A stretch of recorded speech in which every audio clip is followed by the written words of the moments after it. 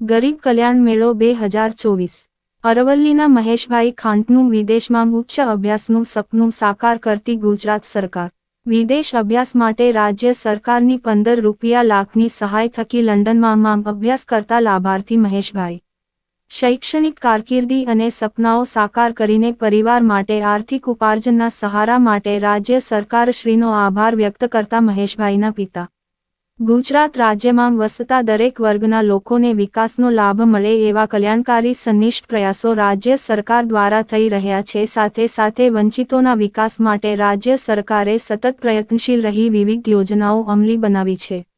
અનુસૂચિત જનજાતિના કલ્યાણ તથા સર્વાંગી વિકાસ માટે શિક્ષણ, આરોગ્ય, આવાસ, રોજગારલક્ષી સહાય અને સબસિડી, વીજ જોડાણ, સિંચાઈ વગેરે મળીને તમામ પ્રકારની સાધન સહાય અને સગવડો આપીને સમગ્ર દેશ માટે ઉદાહરણરૂપ કાર્ય કર્યું છે।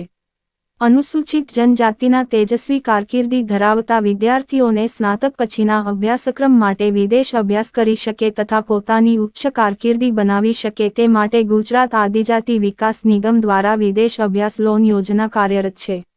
આ યોજના થકી વિદેશમાં ઉચ્ચ અભ્યાસ માટે 15 રૂપિયા લાખની લોન વાર્ષિક 4% દરે સહાય મેળવનાર અરવલ્લી જિલ્લાના અમલાઈ ગામના મહેશભાઈ ખાંટના પિતા દોલાભાઈ જણાવે છે કે તેમનો પુત્ર વિદેશમાં જઈને અભ્યાસ કરવા માંગતો હતો પણ વિદેશમાં અભ્યાસ કરી શકે તે માટે તેમની આર્થિક પરિસ્થિતિ સારી ન હતી। આ સમયે તેમને ગુજરાત સરકારશ્રીની વિદેશ અભ્યાસ લોન અંગેની માહિતી મળી। આ યોજનાનો લાભ લેવા માટે તેમને ઓનલાઈન અરજી કરી હતી।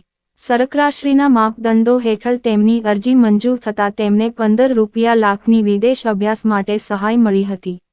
તેઓ નિયમિતપણે મળેલ સહાયના હપ્તા ચૂકવી રહ્યા છે। પુત્રની શૈક્ષણિક કારકિર્દી બનાવવાની તક આપવા બદલ અને સપનાઓ સાકાર કરવા બદલ તેઓ ગુજરાત સરકારનો ખરા હૃદયથી આભાર વ્યક્ત કરે છે।